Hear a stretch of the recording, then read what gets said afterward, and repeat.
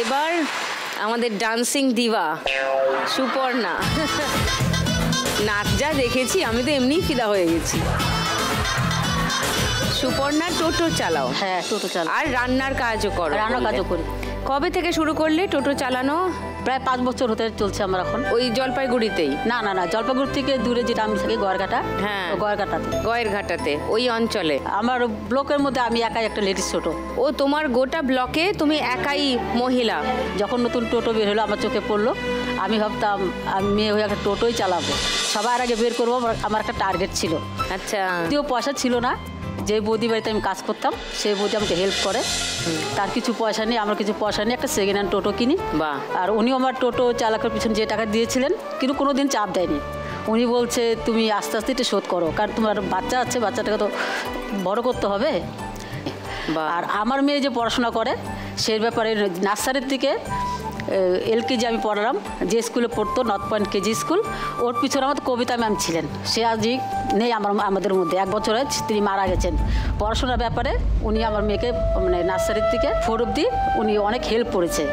তারপরে ক্লাস 4-এ যখন মেয়ে পরীক্ষা দিবে তার একদিন আগে আমার মেয়ের পেটে আগুন লাগে।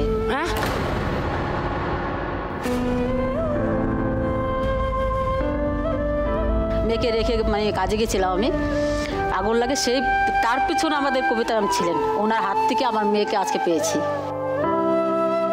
এখন টোটো চালিয়ে মনে করো টুকটাক আমি চলছি, কষ্ট যাচ্ছে কিন্তু কি করবো, শরীরটাকেও দেখতে হয়, সবই তো করতে হয় আমাকে। আর তোমার হাজব্যান্ড কোথায়, বর কোথায়? আমার হাজব্যান্ড খুব একটা ভালো ছিল না, প্রায় 2 বছর ওনার সাথে সংসার করার পরে আমি বুঝতে পারি উনি একটা সুবিধা লোক না, টর্চারিং করে, অনেক অত্যাচার করে। তখন প্রায় 2 বছর নাগাদ আমার মেয়েকে নিয়ে আমি আলাদাভাবে সরে যাই। ওকে, এখন আর যোগাযোগ নেই? না, যোগাযোগ আমার মধ্যে নেই। আমার মেয়ে কিছুদিন থেকে এখন বাবার সাথে একটু যোগাযোগ রাখছে, তবু আমি বাধা দিই না, কারণ হচ্ছে ওর বাবা ও ডাকতেই পারে, কথা বলতেই পারে, পাশে যেতেই পারে, আমাদের বাড়িতে আসে না, মানে ওর বাড়িতে যায়। কিছু সাপোর্ট পায়নি, শুধু চোখের দেখা মেয়ে শুধু বাবার সাথে গিয়ে দেখা করে, আমি ওটা বাধা দিই না। মেয়ে কাঁদছে কেন? কি হলো? ওর নাম কি? মনস্বেতা গোস্বামী। মনস্বেতা? Manasweta, what happened? কাঁদছো কেন? মাকে দেখি পুরো খুশি লাগছে। মাকে দেখে খুশি লাগছে কেন? সবার তো মা বাবা থাকে, আমার বাবা তো ছিল না পাশে, মাই যে বাবা হয়ে 2টা রূপে আমাকে এতটা সাপোর্ট করছে, এত দূর এত বড় করছে, কোনোদিনও কোনো কিছু অভাব দেয় নাই। এরকম মা পাওয়াও তো ভাগ্যের ব্যাপার, তাই না? খুবই গর্বের ব্যাপার। প্রাউড ফিল করি আমি। নিশ্চয়ই। তুমিও মার পাশে থাকবে, তাই না? তুমিও শেষ দিন অবধি মাকে ওইভাবেই দেখবে যেভাবে মা তোমাকে ছোট থেকে বড় করলেন, সেটা তোমারও দায়িত্ব এখন, রাইট? পড়াশোনা করছো? সেকেন্ড ইয়ার এবার। সেকেন্ড ইয়ার, আচ্ছা। তো তোমরা দুজনে একজন দুজনের সঙ্গে থেকো আর কি, একে অন্যের সঙ্গে ভালো করে এগিয়ে যেও, সেটাই বলবো। আজকে যদি তুমি খেলায় জিতে যাও সুপর্ণা, 1 লাখ টাকা যদি পেয়ে যাও, কি করবে?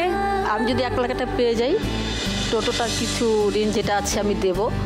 আর টোটোটা যেরকম ব্যাটারি এখন কমজোরি হয়ে গেছে, 2 ঘন্টা চলে, সারাদিন চালাতে পারি না, সে ব্যাটারি কিনে নেবো।